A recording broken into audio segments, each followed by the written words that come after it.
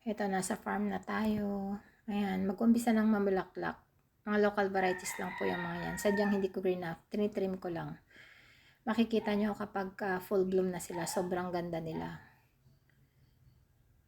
Ayan. Hindi kasi ako mahilig masyadong mag-graft. Lalo na kapag po yung nakatanim lang sa ground at gusto ko lang na gawing silungan. Hindi ko na sila ginagraft kasi ang gaganda rin ng mga local varieties natin kung papansinin nyo lang. Basta lang itrim nyo ng maayos. Ang ganda-ganda nila. Pag full bloom na to, makikita nyo talaga. I-flex ko to. Ayan o.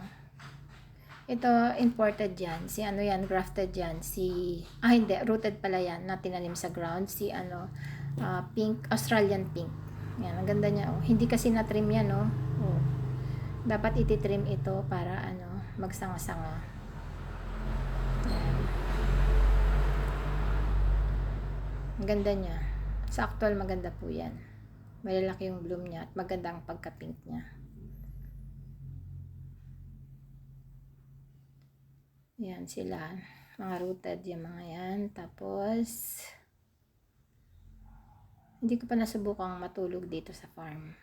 Pero yung rest house, pwede na pong tulugan yan. May dalawang CR yan para sa yung isa para sa buyers, customers. Yung isa naman para sa personal. Tatry ko pong matulog dyan kapag hindi na ako busy dito sa bahay. Ang lamig kaya dito at ang tahimik. Yan o, ganda nila o. Plastic kalbo yun. Ito pa yung isa sa mga favorite ko, si Tima. Yan, nasa Ito, si Tima yan. Local variety din natin. Ayan o.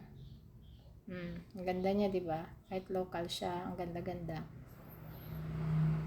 Gustong gusto ko yan, si Tima. Ang ganda niya.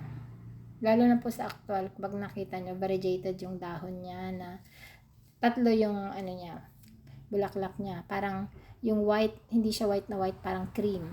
May lipstick siya at may pink. So, ang ganda niya. Dito, ibang tawag doon, naging treeless na sila, sama-sama na. So, yung paligid ng rest house, ang lamig-lamig. Nagsalo-salubong na yung mga mga stems nila. Kaya malamig na.